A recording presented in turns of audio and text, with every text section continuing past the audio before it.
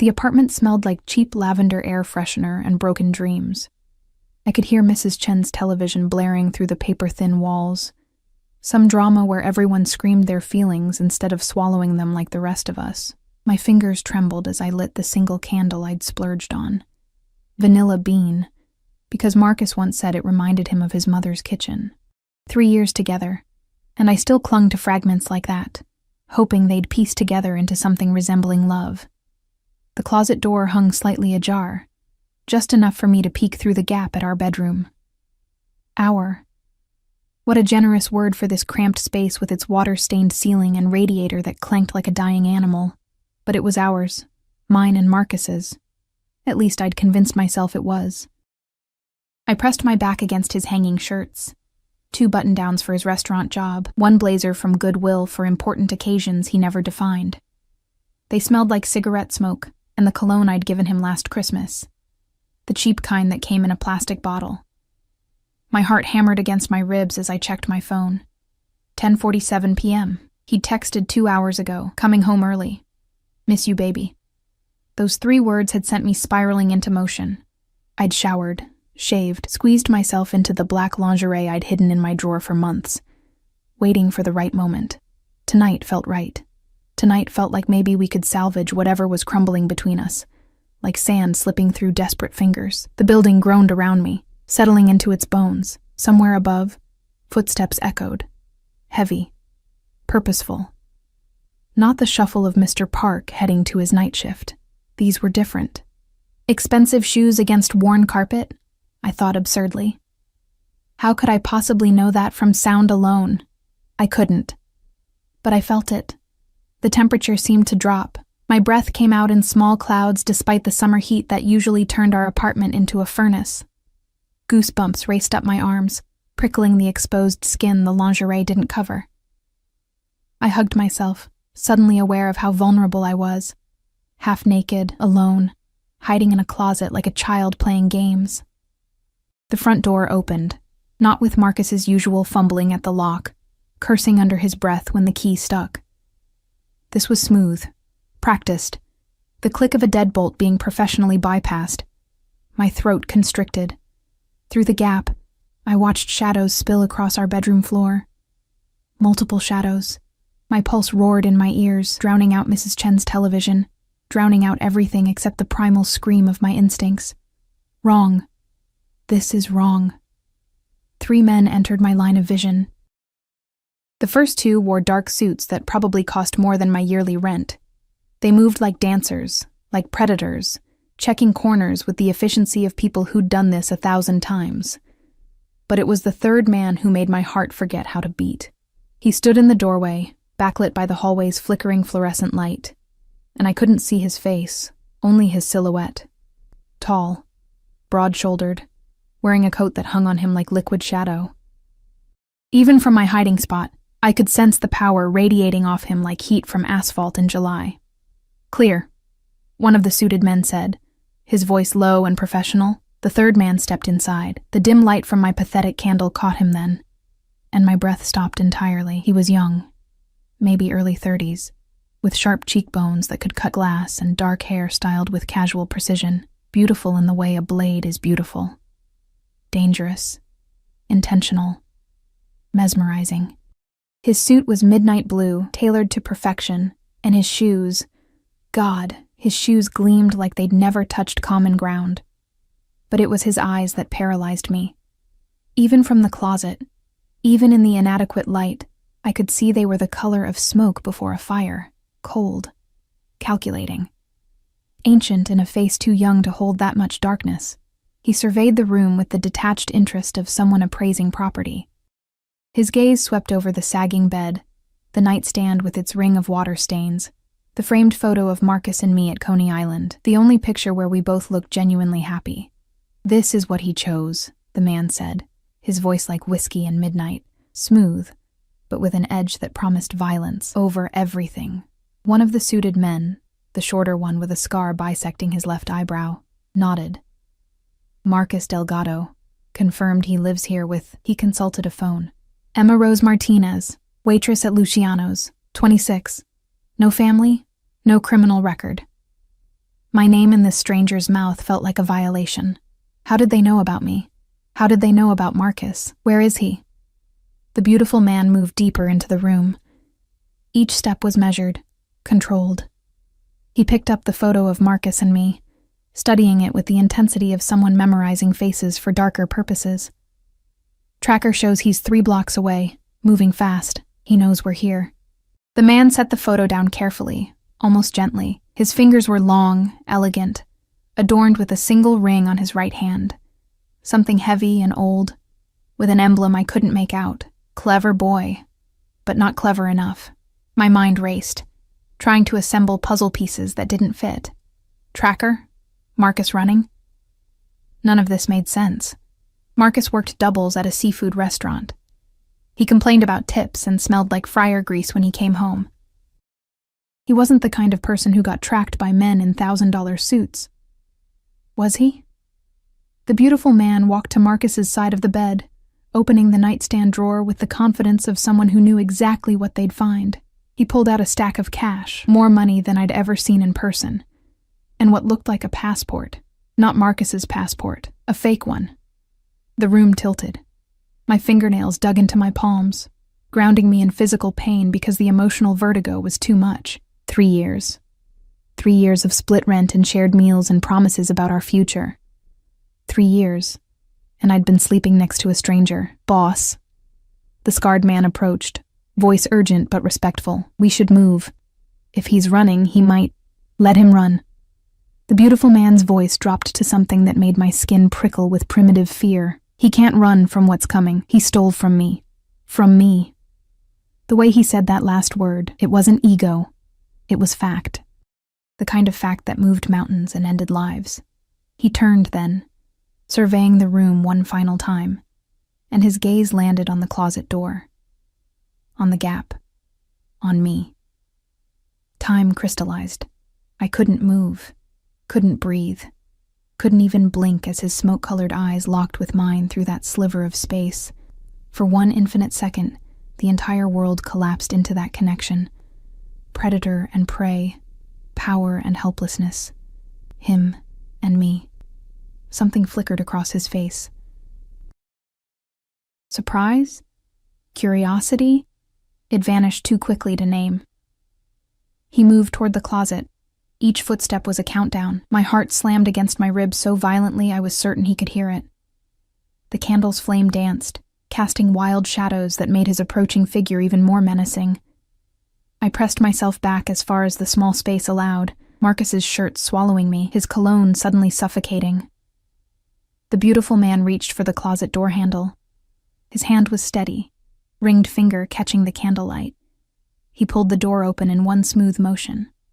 Light flooded in. I stood there, caught, exposed in my ridiculous black lingerie that was supposed to save a relationship I now realized might never have existed.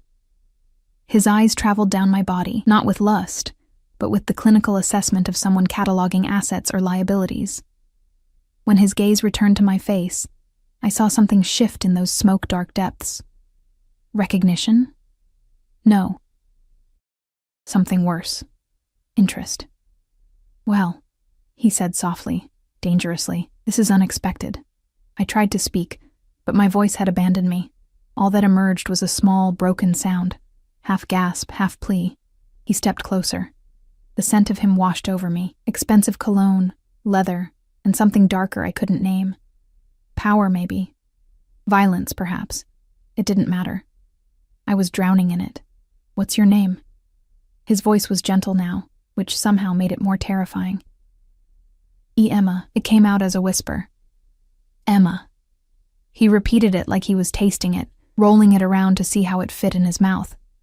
Emma Rose Martinez, the waitress with no family and no criminal record. His lips curved into something that might have been a smile on anyone else. On him, it was a warning. The girlfriend who didn't know her boyfriend was a thief and a liar. Tears burned my eyes, but I refused to let them fall. I wouldn't give him that. Wouldn't give this moment the satisfaction of breaking me completely. I didn't know, I managed. I swear, I didn't know anything. I believe you. He tilted his head, studying me like I was a problem he needed to solve. Which presents me with a dilemma, Emma Rose. One of the suited men cleared his throat. "Boss, we should—" The beautiful man raised one hand, silencing him without looking away from me. "Marcus stole something very valuable from me. Money, yes, but more than that. He stole my trust, my faith in someone I treated like family." His voice hardened, each word chipped from ice. In my world, there are consequences for such betrayals. I knew what he was saying without him saying it. I'd watched enough movies, read enough books.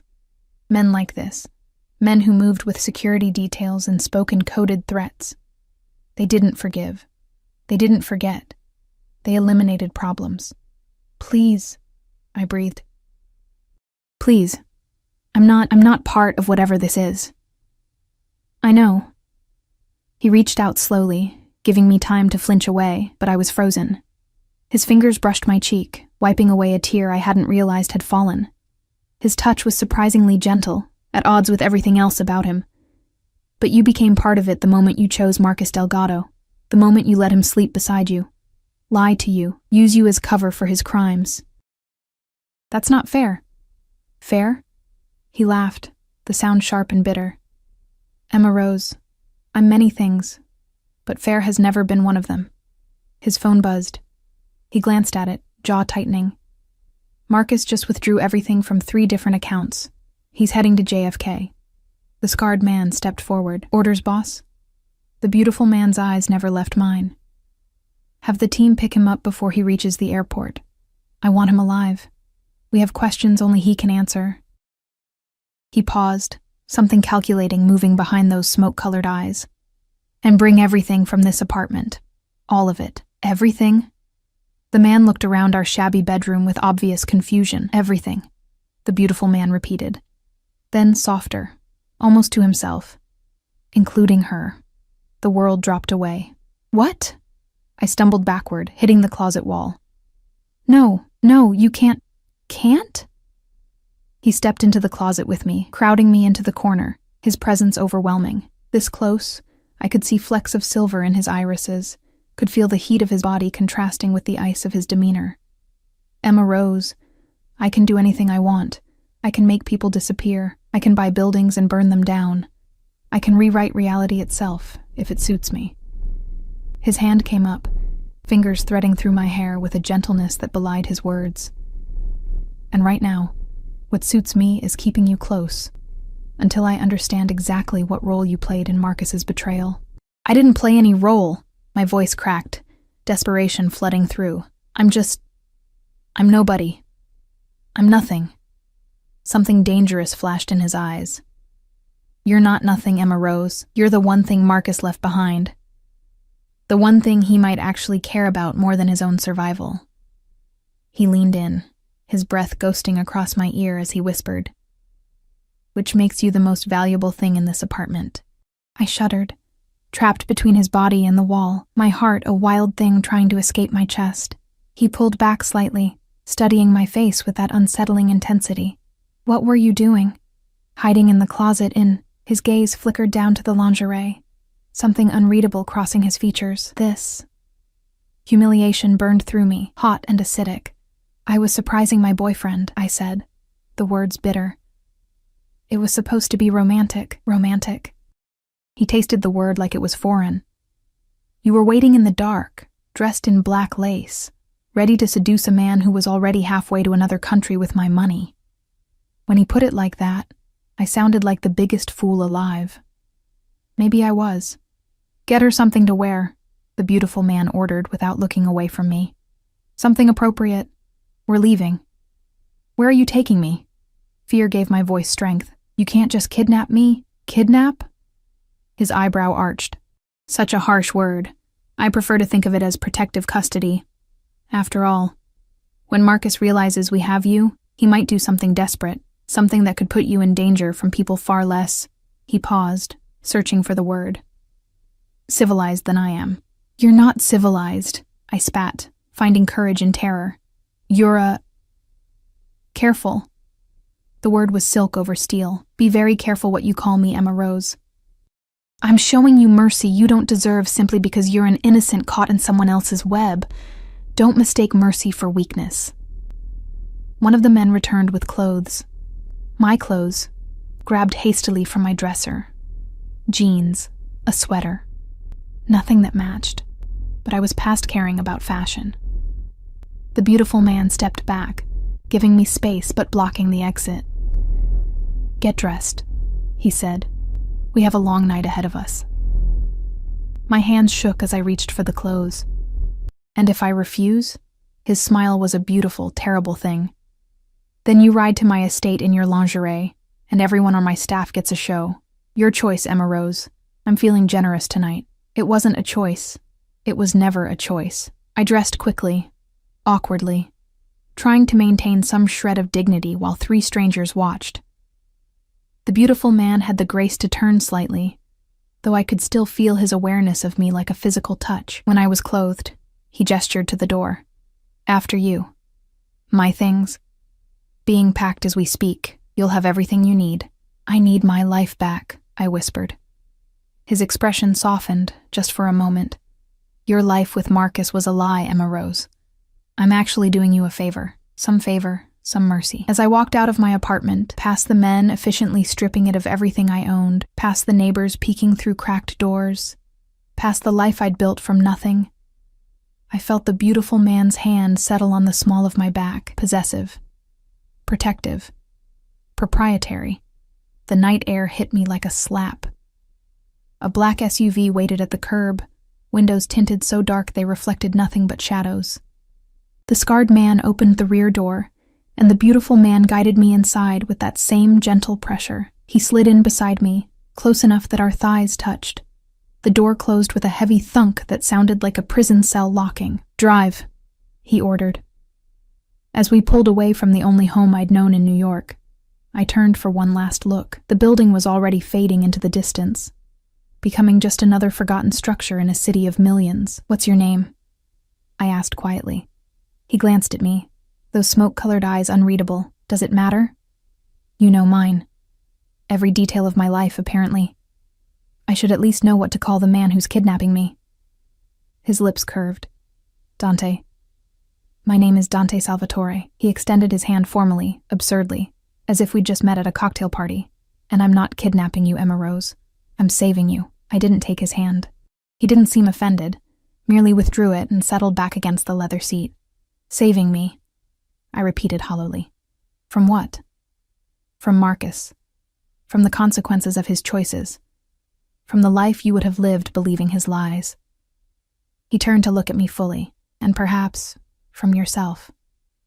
"That doesn't make sense." "It will." His voice dropped to something almost hypnotic. "By morning, everything will make sense. Or nothing will. Either way, Emma Rose Martinez, your life as you knew it ended the moment I opened that closet door." I believed him. God help me. I believed every word. The SUV glided through Manhattan like a shark through dark water. Silent, predatory, untouchable. I pressed myself against the door, maintaining every possible inch of distance from Dante Salvatore, though the vehicle's interior seemed designed to make separation impossible. The leather seats were butter soft, the air conditioning perfectly calibrated, and everything smelled like money and menace. Dante hadn't spoken since his cryptic declaration. He scrolled through his phone with the casual efficiency of someone managing empires, his face illuminated by the blue glow. Occasionally he'd type something, his fingers moving with the same controlled grace that marked everything about him. Each message sent could have been a business deal or a death sentence. I had no way of knowing. I watched the city slide past my window. The bodegas still open at midnight, the groups of young people laughing outside bars. The homeless man on the corner who was always there, who I'd given my spare change to 100 times. Normal life. The life I'd been living just hours ago, oblivious to the fact that my boyfriend was a criminal and I was... what? Collateral damage? A pawn in whatever game these men played? Where are we going?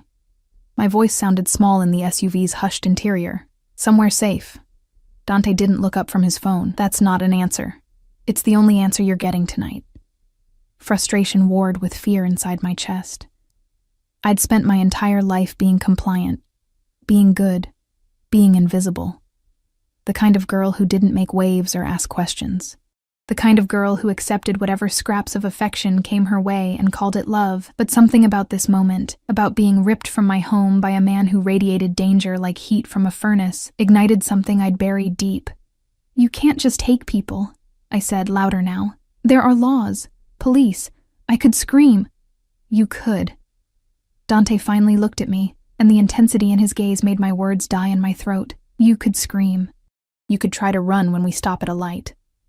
You could do a dozen desperate, foolish things."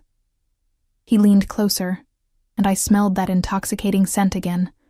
Leather and smoke and something darker. "But you won't. You don't know that. I do." His voice dropped to a murmur that somehow felt more dangerous than shouting. "Because you're smart, Emma Rose.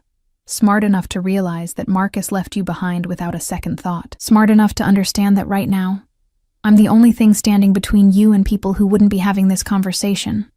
They'd simply make you disappear." "What people?" "Marcus didn't just steal from me. He stole from an organization. When word gets out that his girlfriend is still breathing, still walking around with potential knowledge about where he went, what he took." Dante shook his head slowly. "There are men in this city who would do unspeakable things to you to get those answers. Men I can't control. Men I wouldn't want to control because they're useful in their particular way." Ice flooded my veins. "I don't know anything. I believe you. They won't." His hand moved to my knee, not aggressive, almost comforting, though the heat of his palm burned through my jeans. "So, yes, Emma Rose, I'm taking you, but I'm taking you somewhere they can't reach. Somewhere you'll be protected while we sort through this mess your boyfriend created." I stared at his hand on my knee. I should have pushed it away, should have recoiled. Instead, I sat frozen, hyper-aware of every point of contact, every place where his skin touched mine through the fabric. "How long?" I whispered. "As long as it takes. That's not fair?" He smiled that dangerous smile. "We've established I don't do fair." The SUV turned onto a private road I didn't recognize, lined with trees that blocked out the city lights. We drove for another 10 minutes in silence, each mile taking me further from everything familiar. My apartment might have been small and shabby, but it was mine. My job at Luciano's might have been exhausting, but I knew every table, every regular customer, every inch of that restaurant. Now I had nothing. No home, no job, no Marcus. Not that he'd ever really been mine. Just this beautiful, terrifying man beside me and whatever fate he'd decided I deserved. The SUV finally stopped in front of massive iron gates that swung open automatically. Beyond them stretched a driveway lined with perfectly manicured hedges and old-growth trees. At the end of that driveway sat an estate that looked torn from a movie. 3 stories of pale stone and arched windows, with wings extending on either side and actual turrets catching the moonlight. "You live here?" The question escaped before I could stop it. "One of my properties."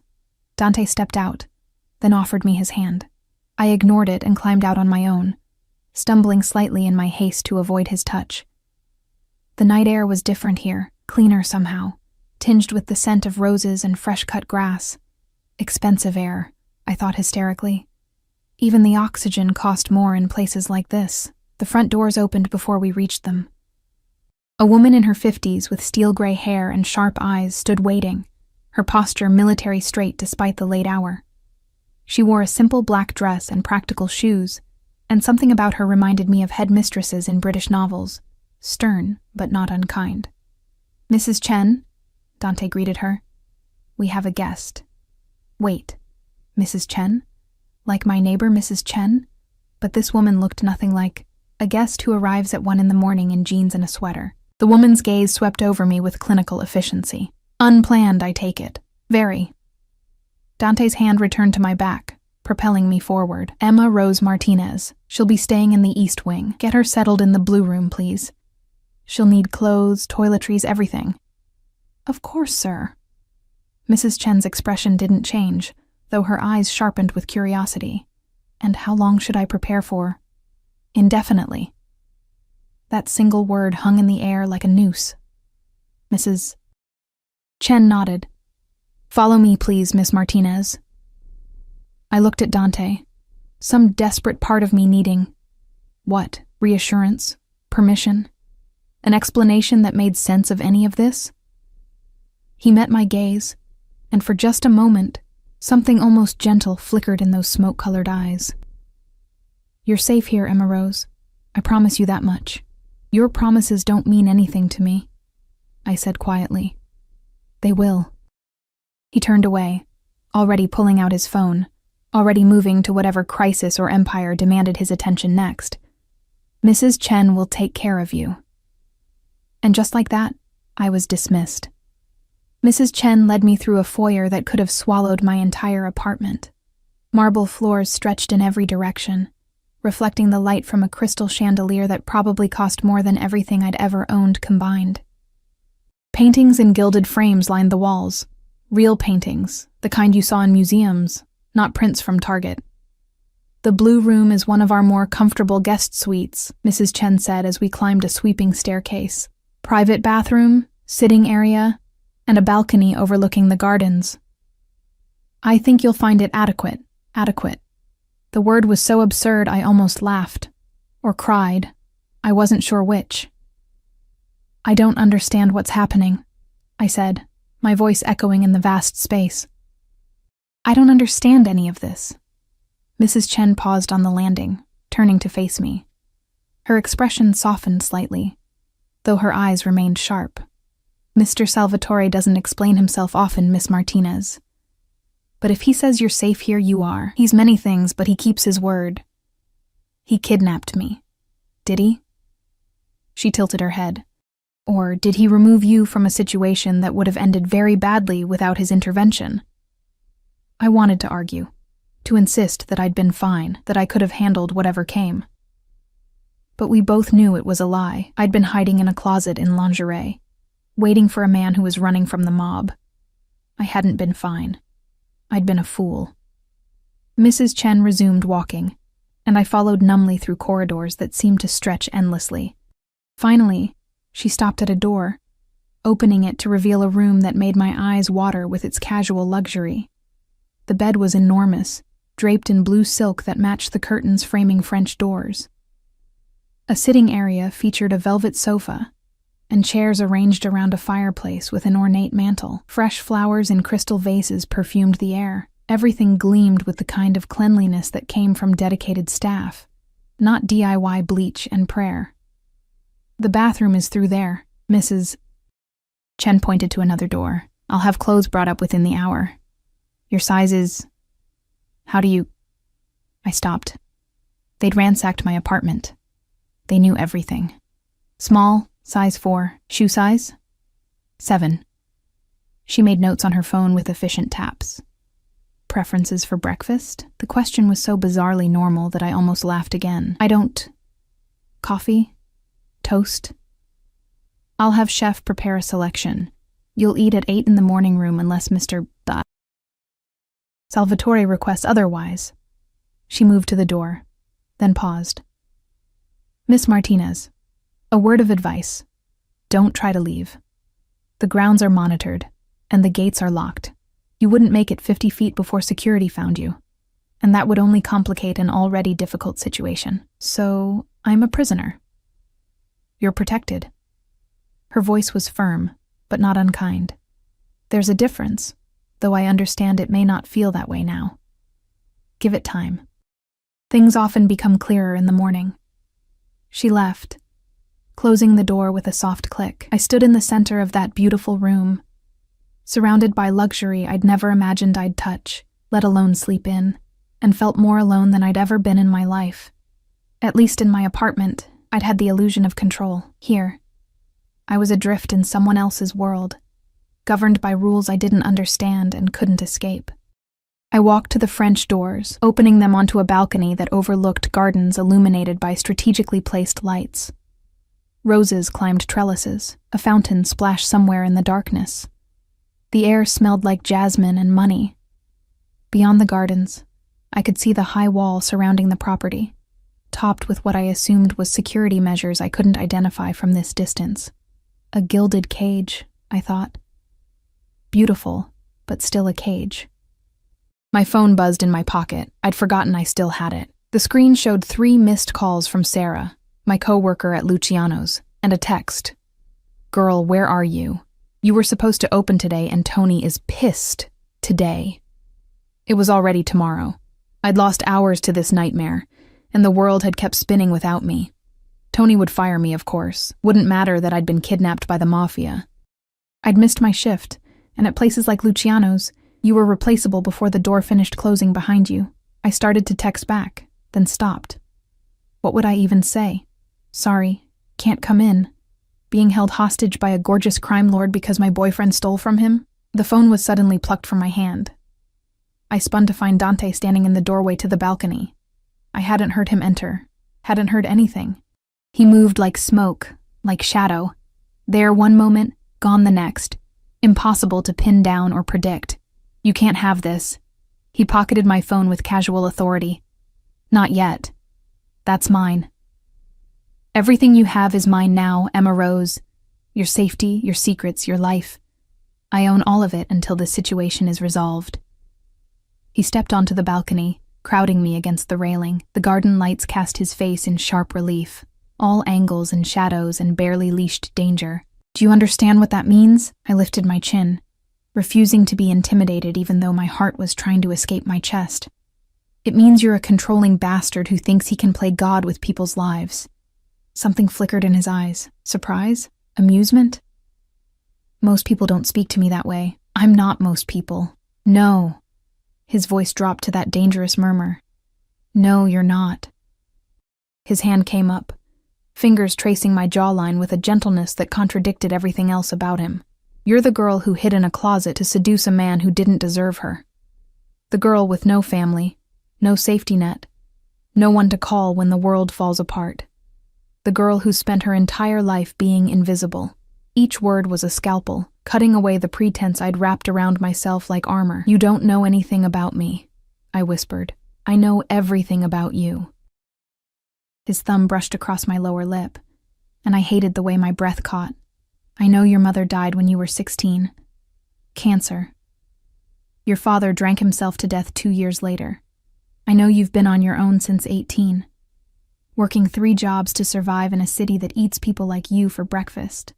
I know Marcus was the first person in years who made you feel like maybe you weren't completely alone. His eyes bored into mine, and I know he was using you from the start. A convenient cover, a girl too grateful for scraps to ask questions. Tears burned my eyes because every word was true, and hearing it spoken aloud by this stranger who'd invaded my life made it unbearable. Why do you care? My voice broke.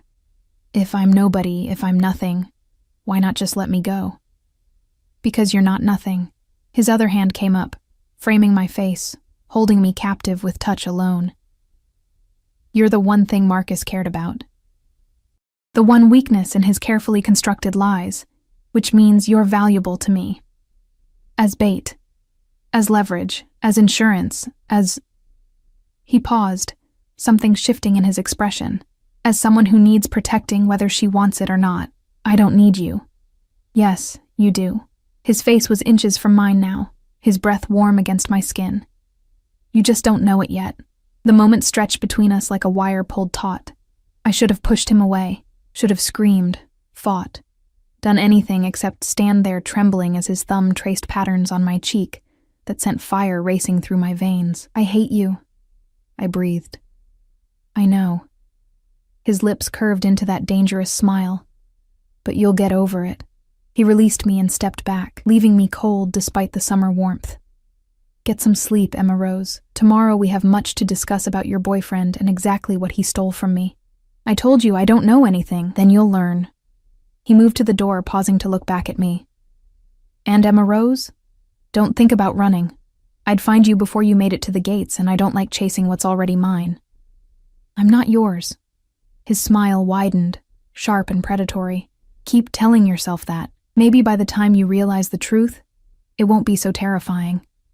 He left, and this time I heard the lock click from the outside. Locked in. Trapped. Protected or imprisoned, depending on perspective. I sank onto the balcony floor, hugging my knees to my chest, and finally let the tears come. For Marcus and his lies. For my stolen life. For the girl I'd been just hours ago, naive enough to believe in love and second chances. That girl was gone. In her place was someone I didn't recognize. Someone who'd looked a monster in the eye and felt her heart race not just with fear, but with something far more dangerous. The gardens below blurred through my tears, their beauty meaningless in the face of my captivity. Somewhere in the house, Dante Salvatore was probably orchestrating Marcus's capture, planning whatever horrors awaited a man who'd stolen from the mob, and I was here, locked in a gilded cage, wearing the collar of a beautiful predator who'd decided I was worth keeping. God help me. Sunlight invaded the blue room like an unwelcome guest, dragging me from nightmares where closets became coffins and smoke-colored eyes watched me drown. I jolted awake, disoriented, my body aching from having eventually crawled into the massive bed sometime after 3 a.m. For one blissful second, I forgot where I was. Then memory crashed through me like a wave. Marcus. The men in suits. Dante Salvatore and his terrible beauty. The locked door. I sat up, sheets pooling around my waist, silk sheets that cost more than my monthly salary. Someone had entered while I slept. Fresh clothes were laid out on the velvet sofa. Designer jeans with tags still attached, a soft cashmere sweater in cream, underwear and bras still in packaging, everything exactly my size. The violation of it made my skin crawl. They'd come into my room while I was unconscious, vulnerable. They could have done anything, but they hadn't. Just left clothes and departed like ghosts. I showered in the marble bathroom with its rainfall showerhead and luxury products I couldn't pronounce, trying to scrub away the feeling of being watched, owned, catalogued. The water was perfect, not the lukewarm trickle of my apartment's ancient plumbing, but hot and pressurized and endless. I hated how good it felt. When I emerged, wrapped in a towel softer than anything I'd ever touched, a young woman in a maid's uniform was arranging breakfast on a cart by the window. "Oh!" She startled when she saw me. "I'm sorry, miss, I knocked, but you didn't answer. I'll just—" "It's fine." My voice came out rougher than intended. "What time is it?" "8:15, miss. Mr. Salvatore requested you join him for breakfast in the morning room at 8:30. She was pretty, maybe 20, with dark hair pulled into a neat bun and eyes that wouldn't quite meet mine. But I brought you coffee and pastries in case you preferred to eat here first. The smell of fresh coffee made my stomach clench with need. I couldn't remember the last time I'd eaten. Before the closet. Before everything shattered. Thank you. I moved to the cart, wrapping the towel tighter. What's your name? Rosa, miss. She bobbed slightly like a curtsy. If you need anything at all, just press the button by the bed. Someone will come immediately. Someone. Not her specifically. Just someone from Dante's endless supply of people who jumped when he commanded. Rosa, can I ask you something? I kept my voice low, conspiratorial. The doors, are they all locked from the outside? Her eyes widened with something like fear. I don't know, miss. I just work in housekeeping. She backed toward the door. I should go. Mr. Salvatore doesn't like to be kept waiting. She fled before I could say anything else. I dressed quickly in the clothes they'd provided, hating how perfectly everything fit, how expensive it all felt against my skin. The jeans hugged my curves like they'd been tailored specifically for me. Maybe they had been. Maybe Dante had people who could accomplish anything, even overnight alterations. The thought made me shudder. At 8:30 exactly, Mrs. Chen appeared to escort me downstairs. She led me through a different route than last night, past rooms filled with antique furniture and artwork that belonged in museums, until we reached a sun-drenched space overlooking the gardens. Dante sat at a table set for two, reading something on his tablet. He'd changed into casual clothes, dark jeans and a charcoal sweater that probably cost more than my monthly rent, and somehow looked even more dangerous in daylight. Morning sun caught in his dark hair and illuminated those smoke-colored eyes as he glanced up. Emma rose. He stood, gesturing to the chair across from him. I hope you slept well. I was locked in. I remained standing, like a prisoner. Like someone being protected. He pulled out my chair, waiting. Sit, eat. We have much to discuss, and I prefer not to negotiate on an empty stomach. We're negotiating? Everything is negotiation. His smile was sharp. Even kidnapping. The table held enough food for 6 people.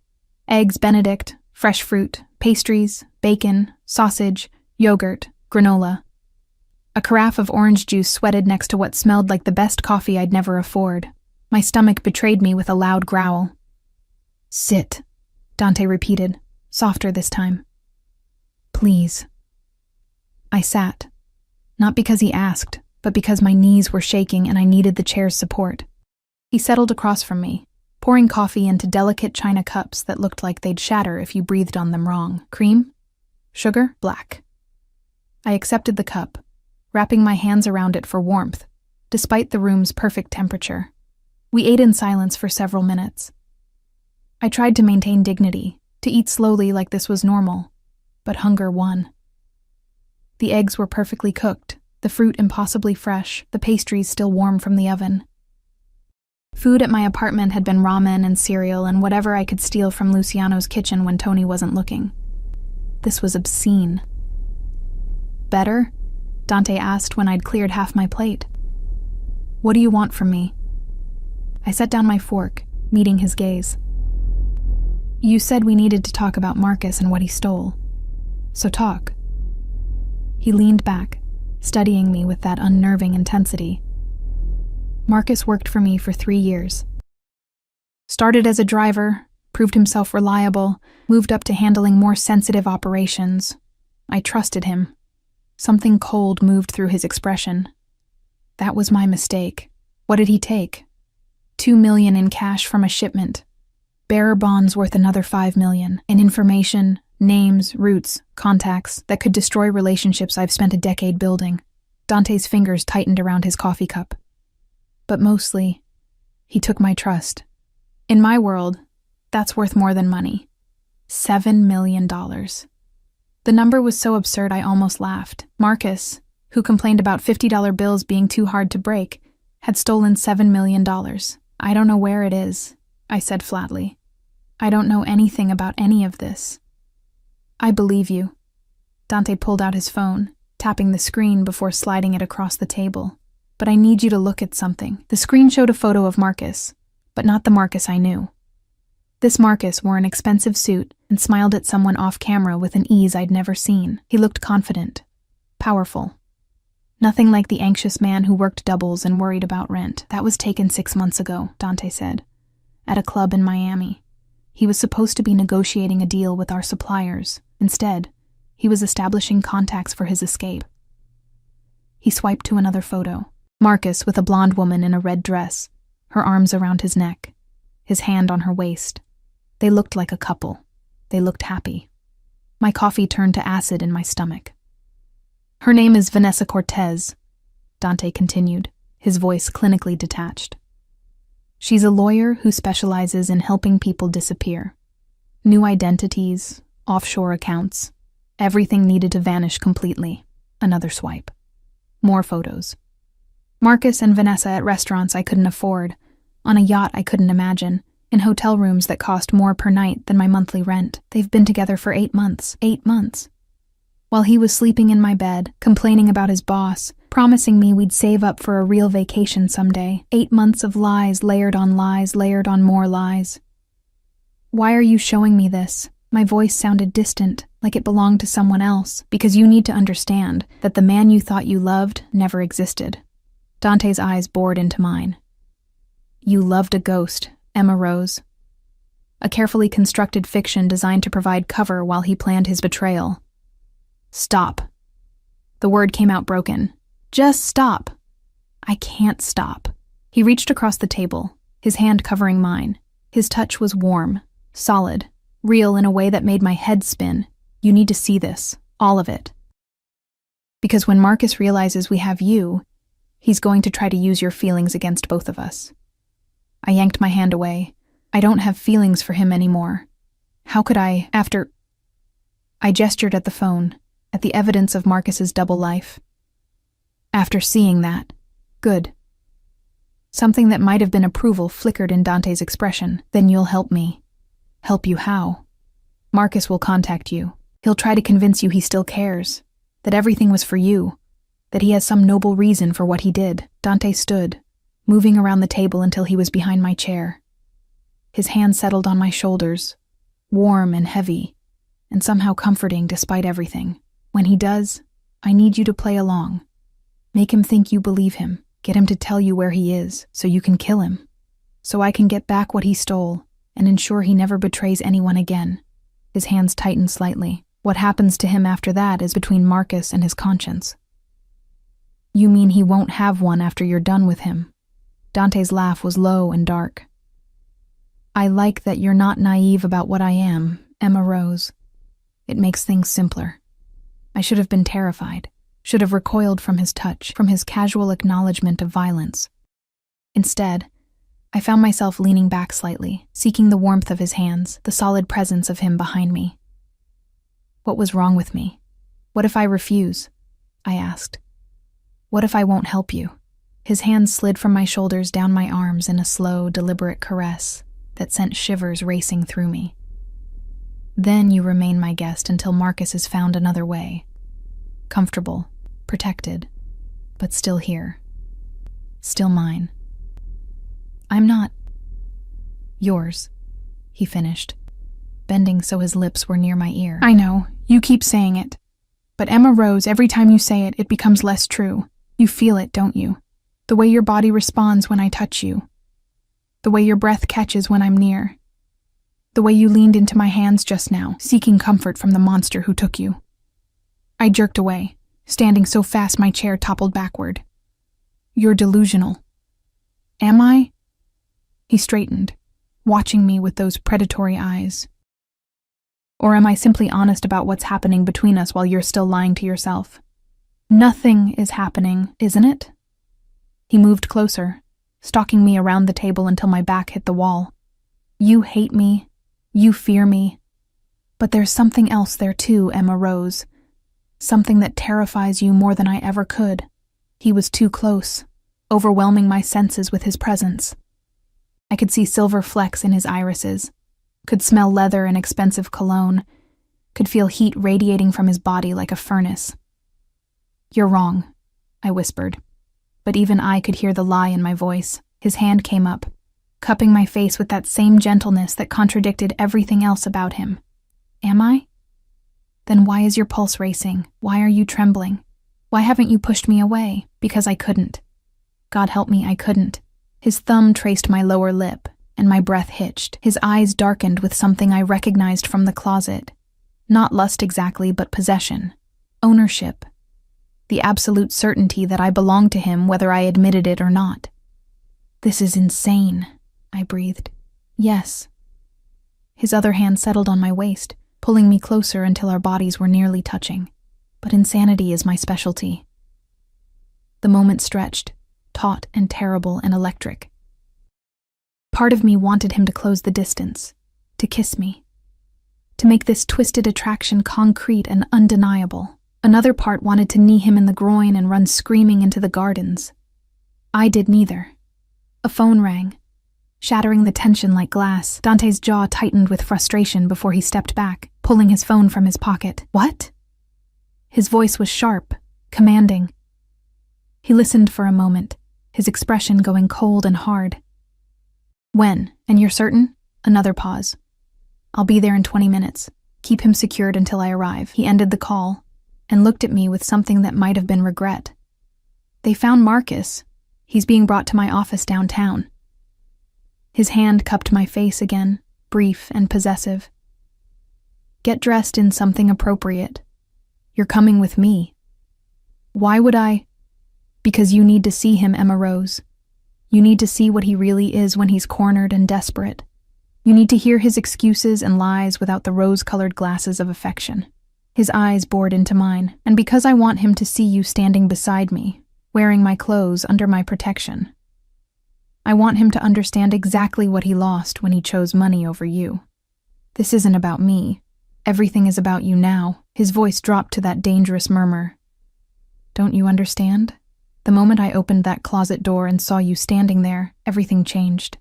Marcus doesn't get to have you. He doesn't get to use you or lie to you or pretend he cared.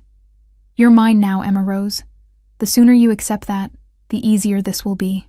He left before I could argue, his footsteps echoing through the house. I stood against the wall, heart pounding, body trembling, mind reeling from everything that had just happened.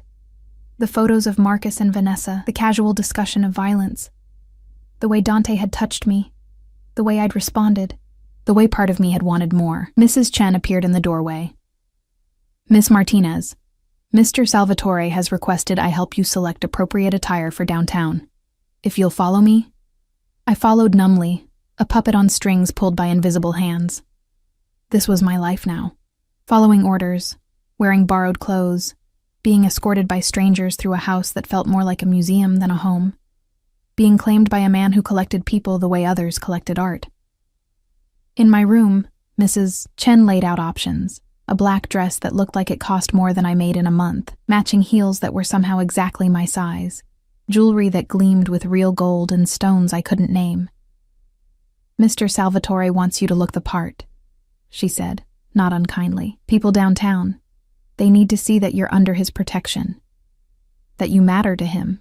I don't matter to him."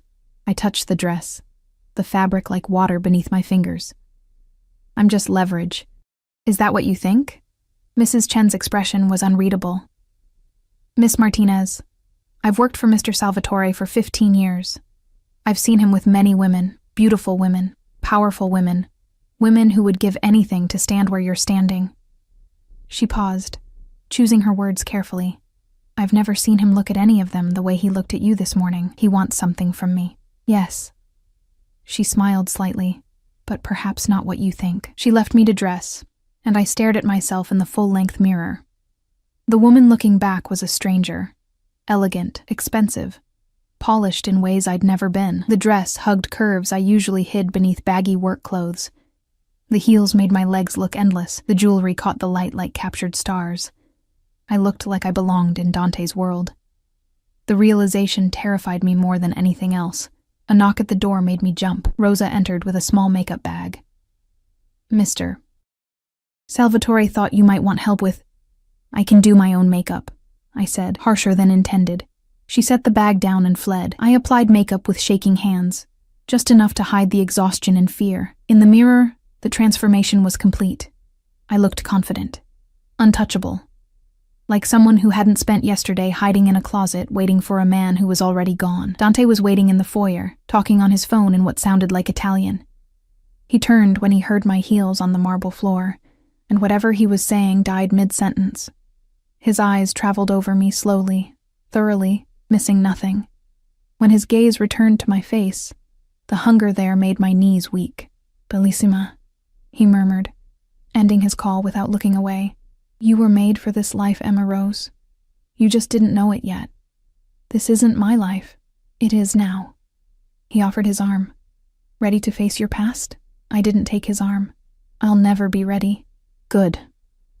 His smile was sharp and dangerous and beautiful. The best things in life rarely come from being ready. The SUV was waiting, flanked by 2 additional vehicles filled with security. We drove through morning traffic, Dante handling business on his phone while I stared out the window at a city that felt foreign now. Every person we passed was living their normal life, unaware that the girl in the expensive car was a captive dressed in her captor's clothes. Dante's office was in a gleaming skyscraper in Midtown, the kind of building with marble lobbies and security that actually looked at your ID. We took a private elevator to the top floor, emerging into a reception area that screamed money and power. His assistant, a severe woman in her 40s, stood immediately. "He's in conference room A. Marco and Enzo are with him." "Good." Dante's hand found the small of my back. "Come, Emma Rose. Let's see what your boyfriend has to say for himself." Conference room.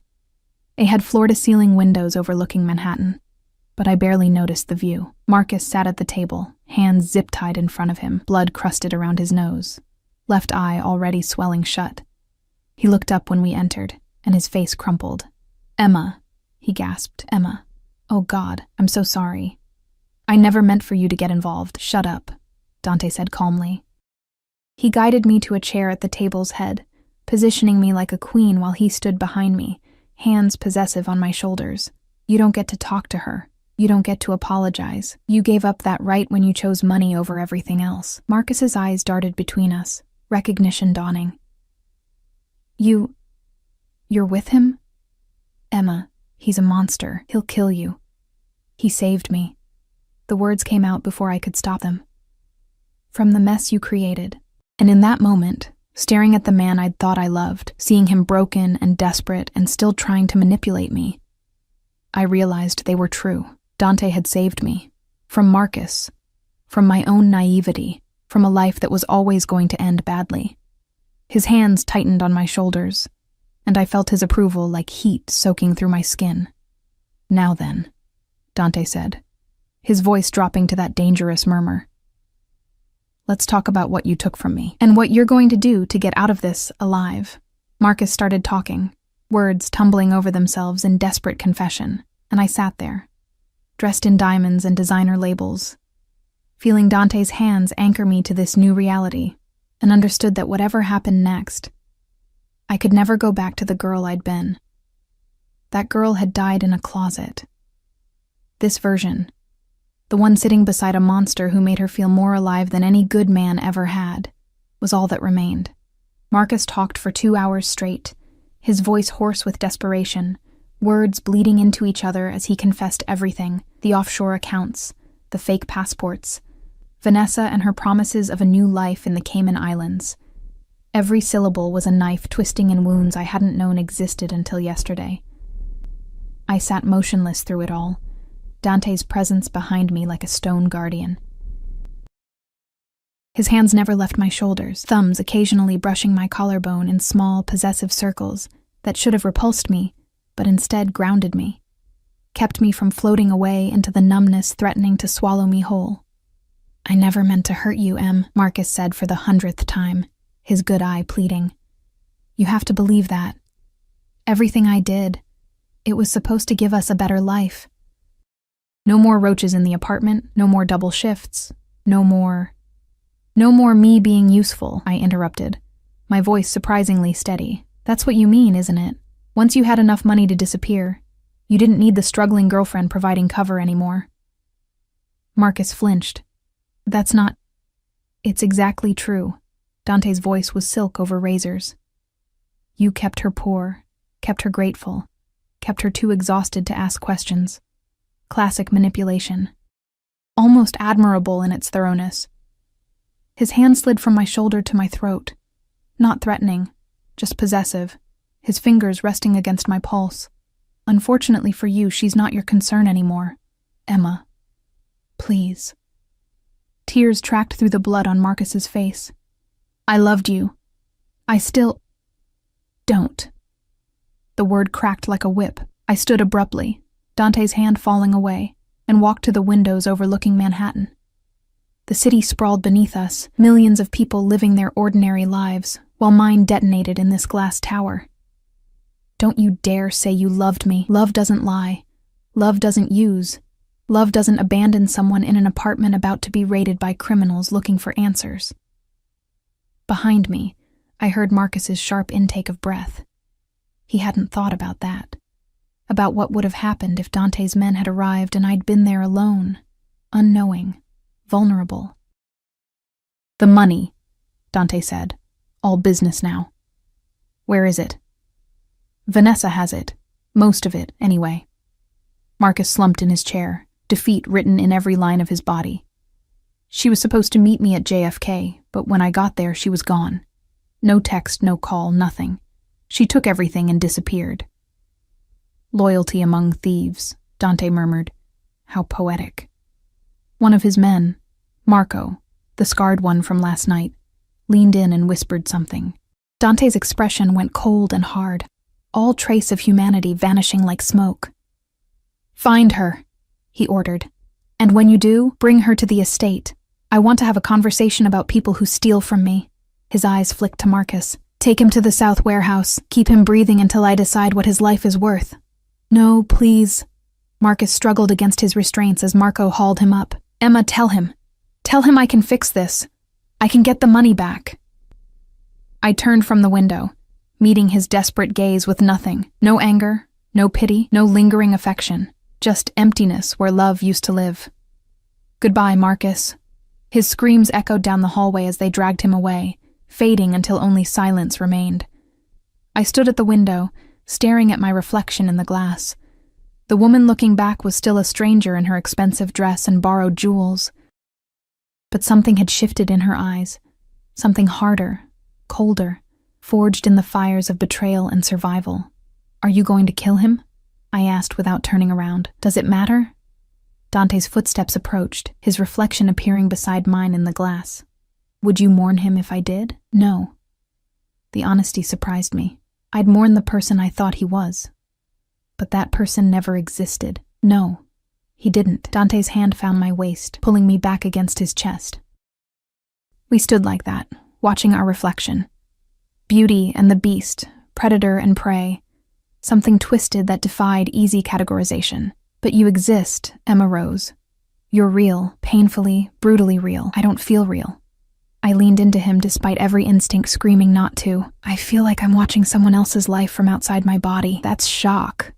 His other hand came up, brushing hair from my face with surprising tenderness. It'll pass. And when it does, you'll have to decide who you want to be in this new reality. What if I want to go back? To my apartment, my job, my normal life? There is no going back. His arms tightened around me. Even if I let you walk out of here right now, which I won't, you'd never be safe. Marcus talked to too many people, made too many promises using your name as leverage. There are men in this city who think you know where the money is, who believe you were part of the plan from the start. His lips brushed my temple, the gesture achingly gentle. The only way you survive is under my protection, which means staying exactly where you are. In your cage. In my life. He turned me to face him, his hands framing my face. I know you don't understand this yet, but that closet, Marcus abandoning you, me finding you, it was fate, Emma Rose. You were never meant for that small life with a small man and small dreams. You were meant for this, for me. You're insane. But my voice lacked conviction, probably.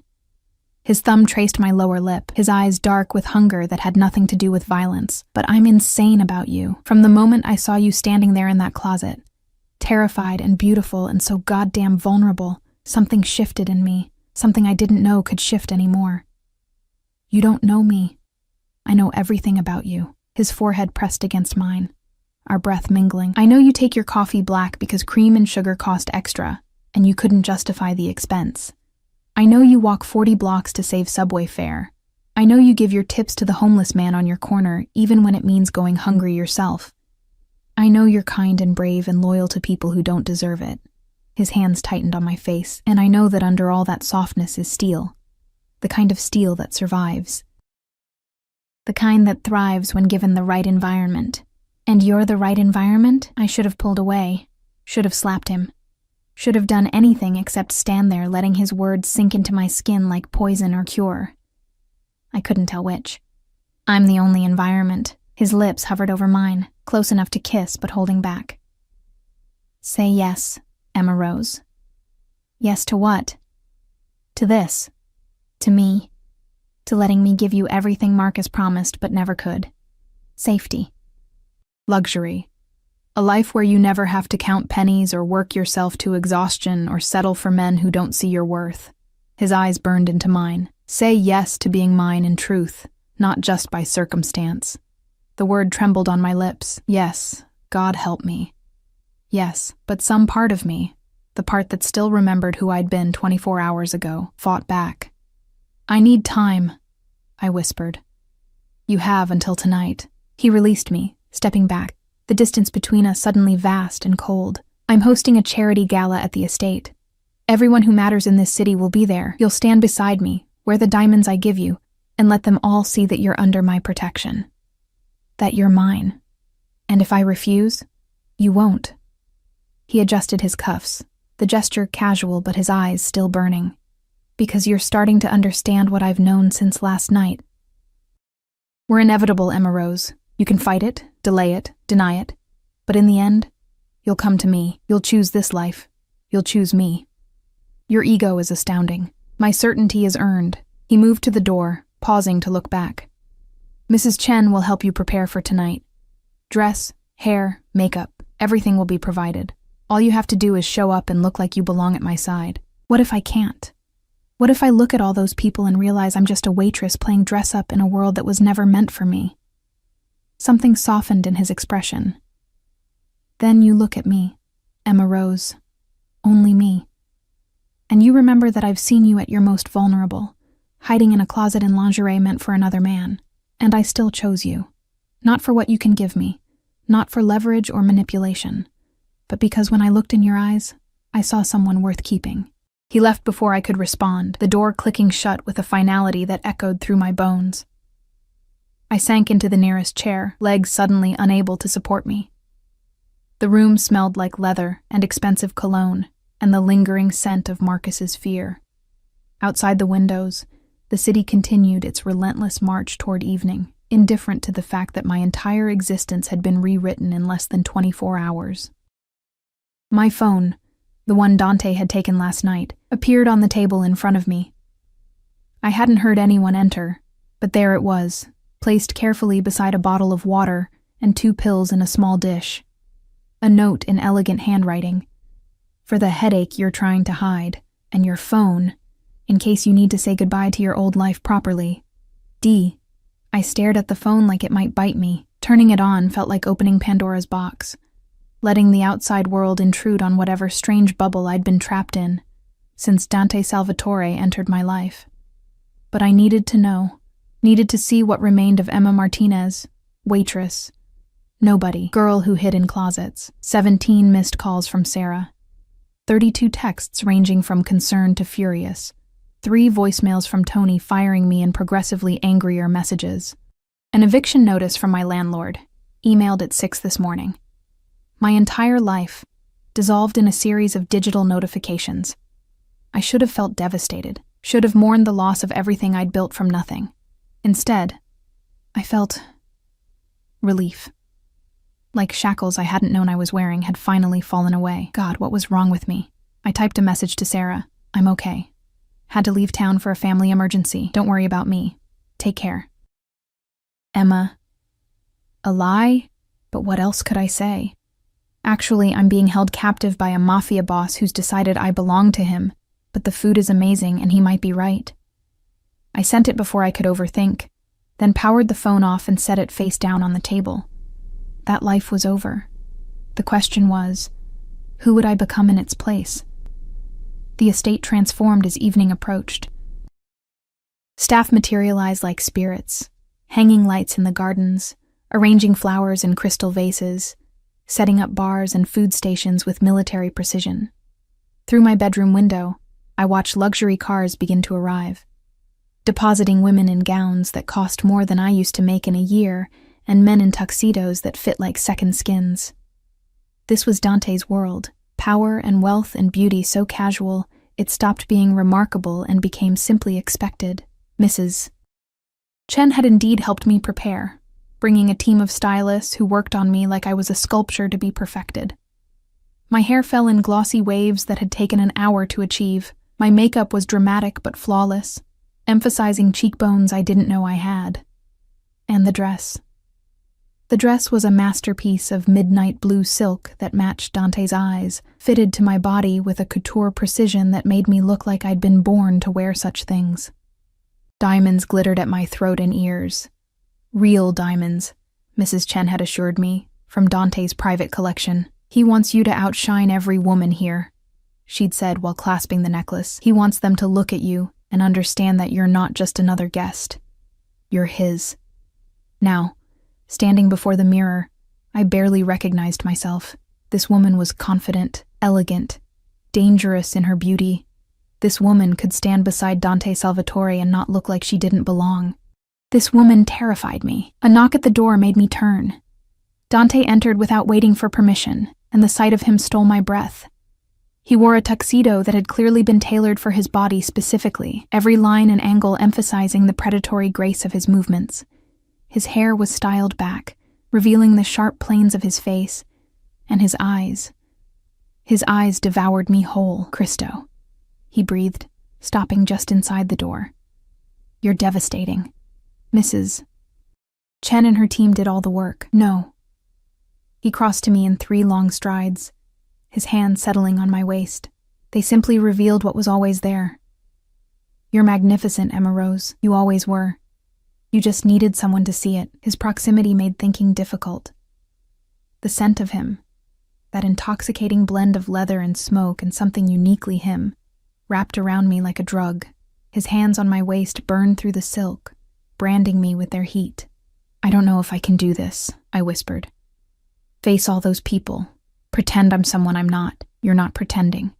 His hand came up, tilting my chin so I had to meet his eyes. This is who you are, Emma Rose. This is who you've always been, trapped in a life too small to contain you. Tonight, you step into your truth, and I'll be beside you every moment. Why? The question burst out, desperate and raw. Why do you care? Why me, out of all the women you could have? His smile was slow, predatory, heated, because you're the only one who doesn't want to be here. Every other woman in this house tonight would kill to stand where you're standing. But you'd run if I let you. You fight me at every turn. You challenge me, question me, refuse to be impressed by wealth or power. His thumb brushed across my lips. You make me work for it, Emma Rose, and I haven't had to work for anything in a very long time. So this is a game to you. This is everything to me. The intensity in his voice made me shiver. You just don't know it yet. Before I could respond, he stepped back and offered his arm. Ready? No. Perfect.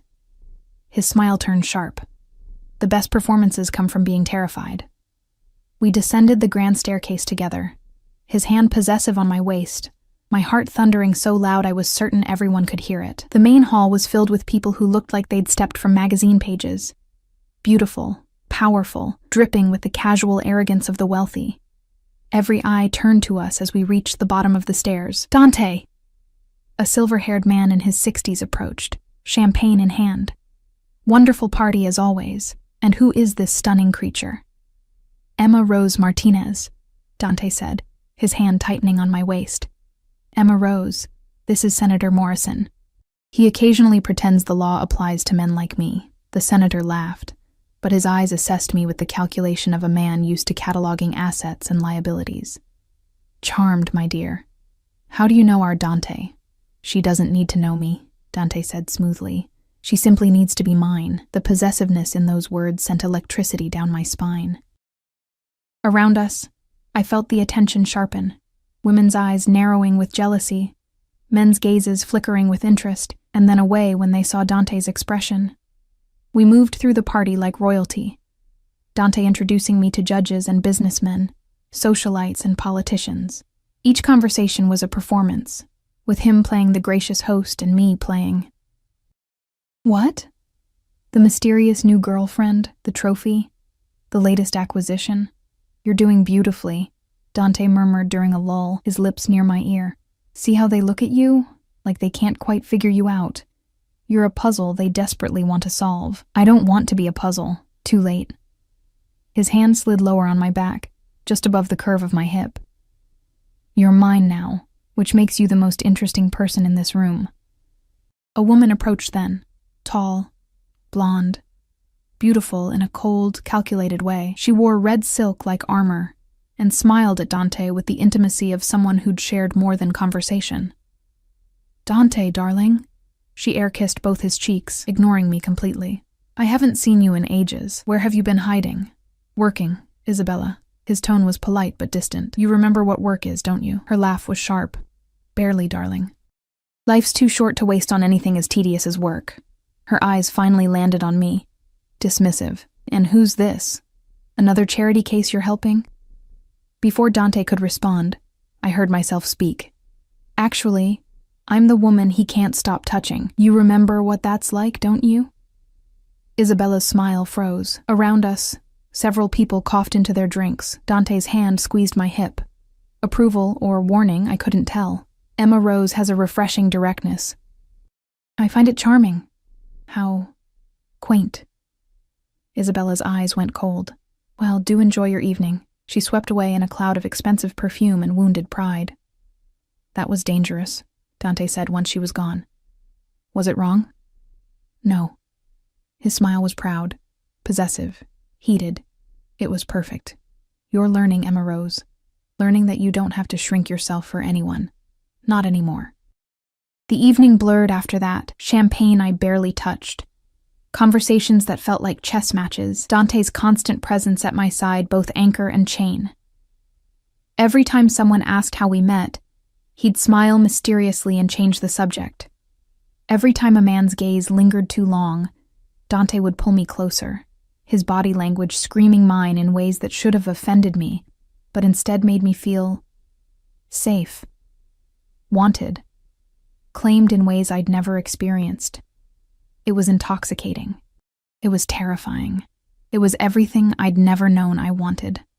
As midnight approached, Dante led me away from the crowd to a private terrace overlooking the gardens. The party continued inside, muted now by distance and glass, leaving us alone under stars that seemed brighter here than in the city. You survived, he said, pulling me against him. You more than survived, you conquered. I insulted one of your guests.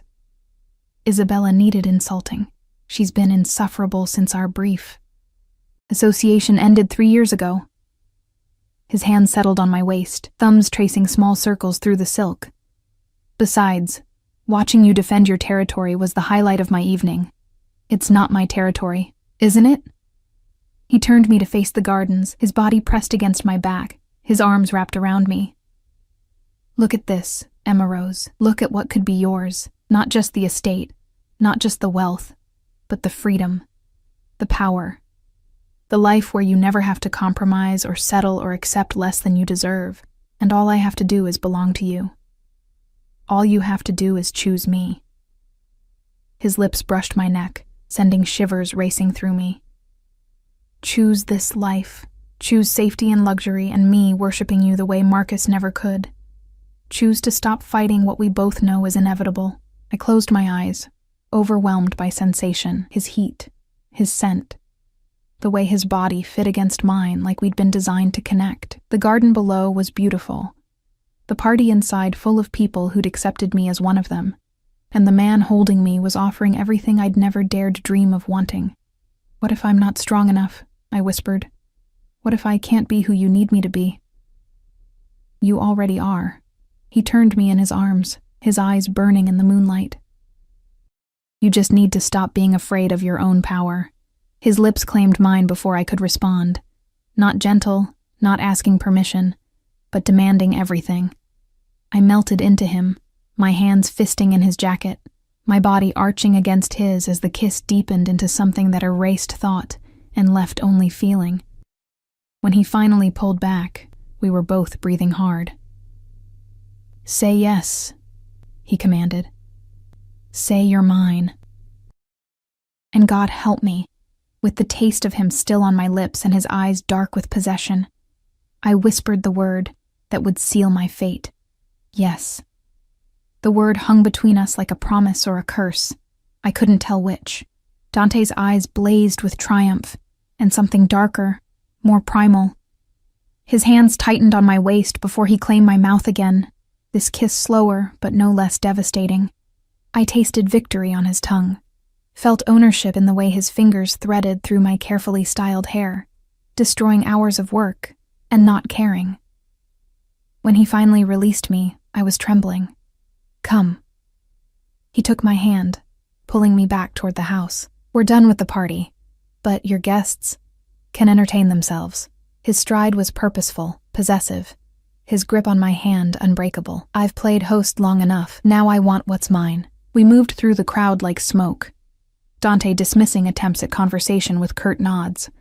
I caught glimpses of curious faces, Isabella's venomous glare, the senator's knowing smirk. They all understood what was happening. The host claiming his prize, disappearing into the night with the mysterious woman who'd appeared from nowhere. Let them watch. Let them wonder. I was done caring what anyone thought.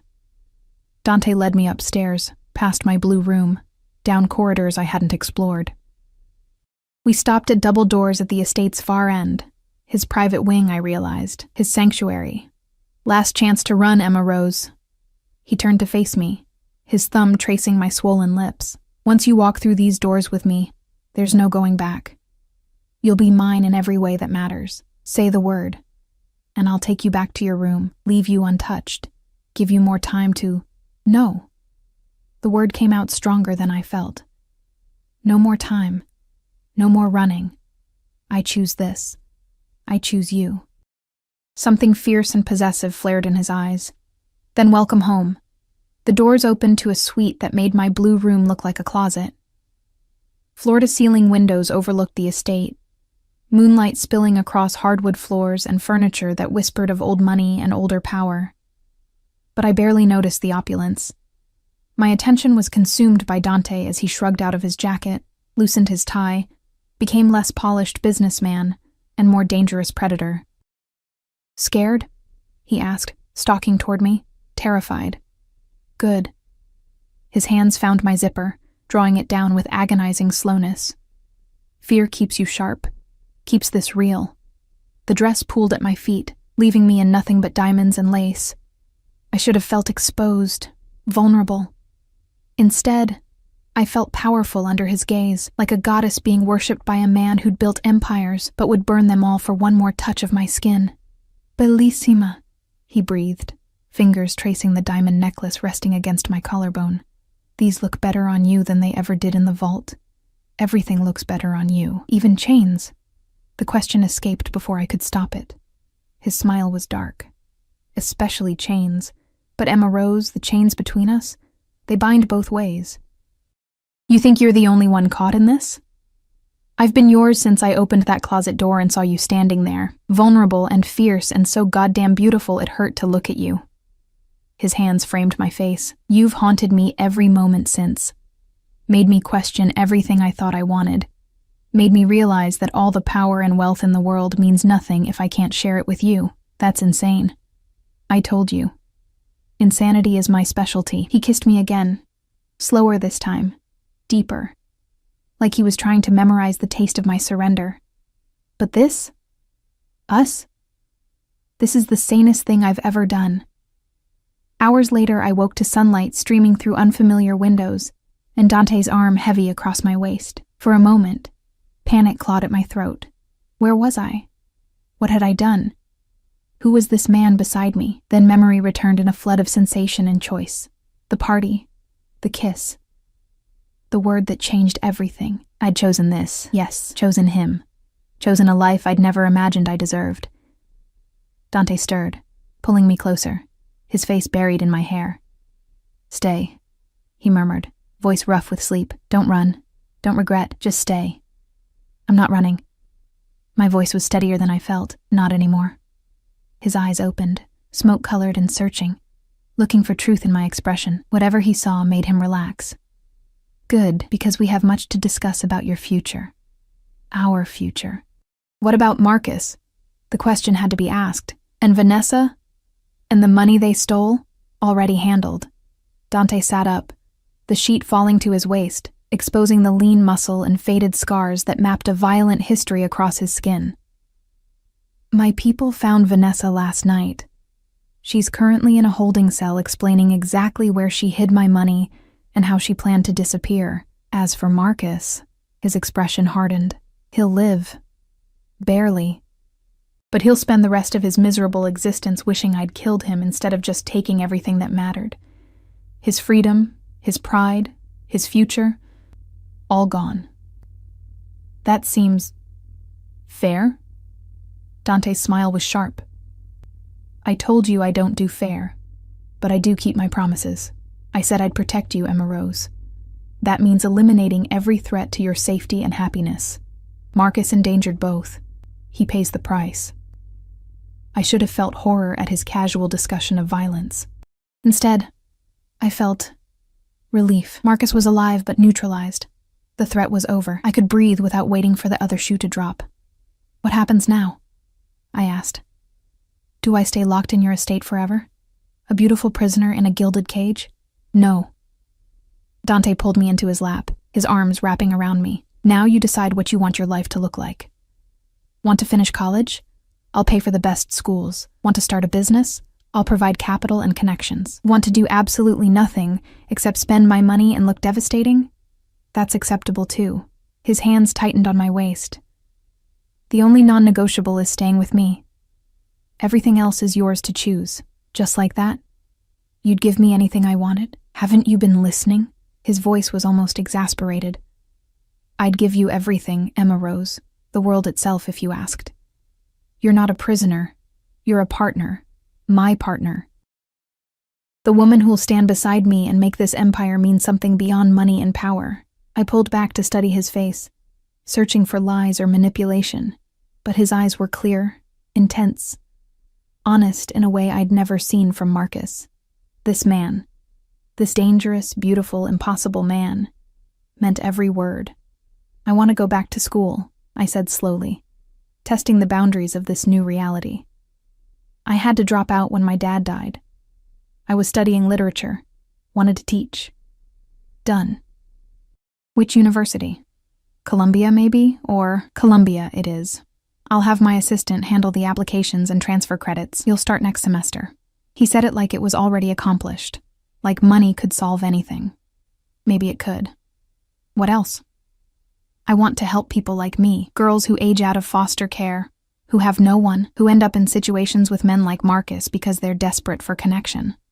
My voice strengthened as the idea took shape. I want to start a foundation, scholarships, housing assistance, job training, everything they need to build real lives instead of just surviving. Dante's expression softened into something that looked almost like wonder. You've thought about this. I've lived it. I know what it's like to be invisible, disposable, forgotten. No one should feel that way. I met his gaze. Can you understand that? Can a man like you, who's never wanted for anything, understand what it means to have nothing? I understand more than you think. His hand came up, tracing the line of my jaw. I grew up in poverty, Emma Rose. Violence and hunger and watching my mother work herself to death trying to keep food on the table. Everything I have, everything I am. I built it from blood and sacrifice and choices that haunt me every day. His eyes darkened with old pain. So yes, I understand. And yes, I'll help you build something that matters, something that turns suffering into purpose. Tears burned my eyes at the rawness in his voice. This man, this terrifying predator who'd stolen me from my life, understood loss and hunger and fighting for survival. We weren't so different, him and me, just different choices made in the face of impossible circumstances. Thank you, I whispered. Don't thank me yet. Running a foundation means dealing with bureaucracy, donors, people who'll test your patience and question your motives. His smile was wry. Think you can handle that? I handled you, didn't I? His laugh was genuine, surprised. You did. You do. Better than anyone. He kissed me softly, tenderly, without the desperation of last night. My fierce Emma Rose, my partner, my home. A knock at the door interrupted the moment. Mrs. Chen's voice filtered through. Mr. Salvatore, I apologize for the intrusion, but there's an urgent matter requiring your attention. Dante sighed, pressing his forehead to mine. Duty calls. Empire doesn't run itself, unfortunately. He stood, pulling on clothes with efficient grace. Stay here. Rest. I'll have breakfast sent up, and we can continue planning your future when I return. Our future, I corrected. His smile was brilliant. Our future. He left, and I settled back into the massive bed, surrounded by expensive linens and the lingering scent of him. Through the windows, I could see the estate grounds stretching endlessly. Gardens and fountains and carefully manicured perfection. My home now. My life. The thought should have terrified me. Instead, it felt like coming home after wandering lost for years. 3 months later, I stood in the main hall of the newly opened Martinez Foundation, watching young women file through for our first orientation. They looked how I'd felt 3 months ago, scared, hopeful, uncertain if this was real or just another disappointment waiting to happen. Welcome, I said, my voice carrying through the space. I know you're wondering if this is legitimate, if we're really here to help. I know because I was you. 6 months ago, I was working multiple jobs, living in an apartment with roaches, dating a man who lied about everything. I know what it's like to feel invisible. They listened, These girls who'd been forgotten by the system, and I saw myself in every face. This foundation exists because someone saw me when I was at my lowest. Someone gave me a chance to build something real, and now I'm giving you that same chance. I gestured to the staff, social workers, counselors, mentors I'd personally vetted. We're here to help you find housing, finish school, start careers, build lives you actually want to live. No strings attached, no judgment, just support. Applause rippled through the crowd. After the orientation, they dispersed to meet with counselors, and I found myself alone in my office, a space I'd decorated with books and comfortable furniture, making it welcoming rather than institutional. Dante appeared in the doorway, leaning against the frame with that predatory grace that still made my heart race. You were magnificent. I was nervous. Didn't show. He crossed to me, pulling me into his arms. They believed every word because it was true. Because you lived it and survived and turned it into something meaningful. His lips brushed my temple. I'm proud of you, Emma Rose. I couldn't have done this without you. Yes, you could have. You would have found a way eventually. I just gave you resources and removed obstacles. He tilted my chin up, his eyes soft. But I'm glad I could help. Glad I get to watch you transform lives the way you transformed mine. Still dramatic, I see. Always. His smile was unrepentant, but also truthful. You made me want to be more than a man who takes what he wants. You made me want to deserve you. You already do. Lie better. But his eyes crinkled with humor. My phone buzzed. A text from Sarah, my former co-worker at Luciano's. We'd reconnected after I'd finally explained everything, and she'd been surprisingly understanding. Her message read, "Saw the article about your foundation in the Times. So proud of you. Coffee soon?" I showed it to Dante. She wants to meet. Then meet. You don't need my permission to see friends, Emma Rose. You're not a prisoner. I know. But I like checking with you anyway. I wrapped my arms around his neck. Partners, remember? We make decisions together. Partners, he agreed, kissing me thoroughly enough to make my toes curl, though I reserve the right to be possessive when other men look at you. Other men always look, and I always make sure they know you're taken. His expression turned serious. Speaking of which, there's something I want to discuss. He pulled a small box from his pocket, and my heart stopped. Don't panic, he said quickly. I'm not proposing. Not yet. I know you need time to fully trust this, to believe it's real. He opened the box to reveal a ring, white gold with a single diamond that caught the light like captured starlight. This is a promise ring, a promise that when you're ready, when you believe completely that this is forever, I'll ask properly. With a bigger ring and a romantic gesture that would make your literature professors weep. His thumb brushed my cheek. But until then, wear this. Let it remind you that you're mine and I'm yours, and nothing, not time or circumstance or our twisted beginning, changes that fundamental truth. Tears blurred my vision as he slipped the ring onto my finger. It fit perfectly, of course. Everything Dante did was perfect, planned, executed with the precision of a man who left nothing to chance. I love you, I whispered. The words came easier now than they had the first time I'd said them, weeks ago in the darkness of his bedroom. I know it's insane and probably some kind of Stockholm syndrome, and my therapist would have a field day. Your therapist thinks I'm good for you. Dante grinned. I may have donated to her clinic. Purely coincidental. You bribed my therapist? I ensured she had the resources to help women like you. If she happens to think our relationship is healthy as a result, well... He shrugged, unrepentant. I told you I eliminate obstacles. I laughed, the sound free and genuine. You're impossible. I'm yours. He kissed me again, slower, deeper, with the certainty of a man who'd claimed what he wanted and would never let go. As you are mine, forever, Emma Rose. If you'll have me. I looked at the ring on my finger, the office I'd built, the foundation helping girls who'd been invisible like me. I thought about the girl in the closet, waiting for a man who'd already abandoned her, thinking that was love. That girl was gone. In her place stood a woman who'd survived betrayal and kidnapping, and falling for a monster, who turned out to be something more complicated, a man capable of terrible violence, but also fierce protection, ruthless ambition, but also surprising tenderness. A man who saw me when I was nothing, and decided I was everything. "I'll have you," I said, rising on my toes to meet his kiss. "Today, tomorrow, forever. I'll have you, Dante Salvatore, my monster, my savior, my home." "Our home," he corrected against my lips. "Everything I have is ours now." And in that moment, surrounded by the foundation I'd built, and the man who'd given me the means to build it, I finally understood what Mrs. Chen had tried to tell me that first night.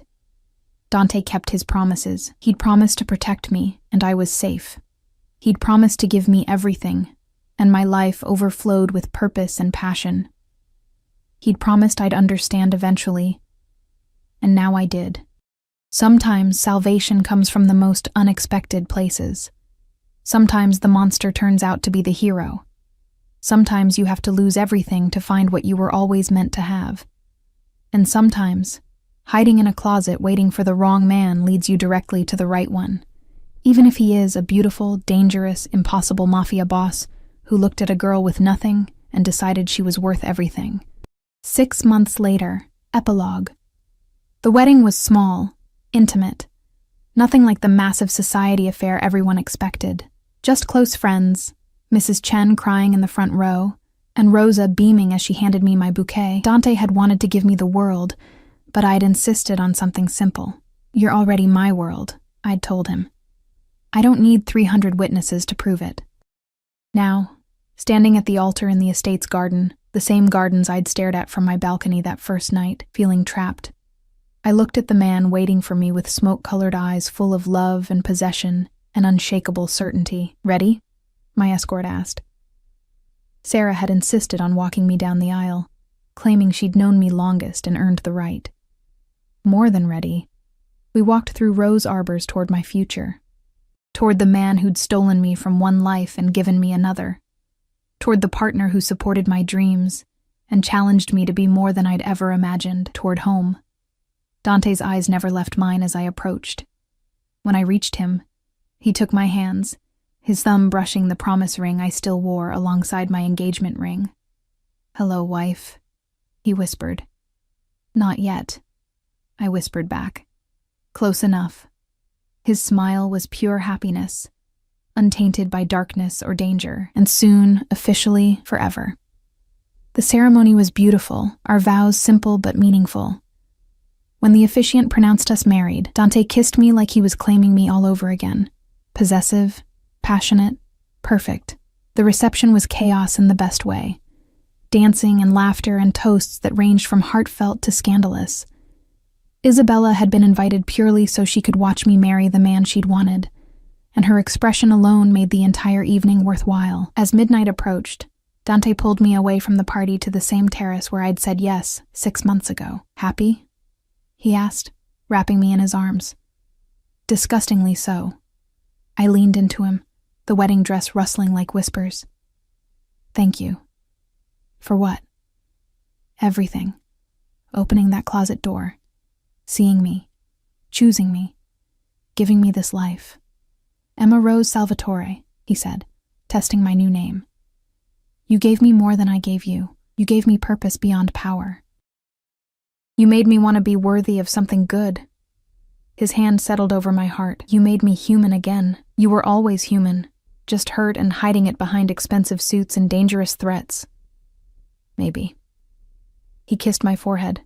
"But you healed me anyway, made me believe in things I'd thought were fairy tales. Love, partnership, home." Music drifted from the party, and Dante pulled me into a slow dance under the stars. We swayed together, perfectly matched.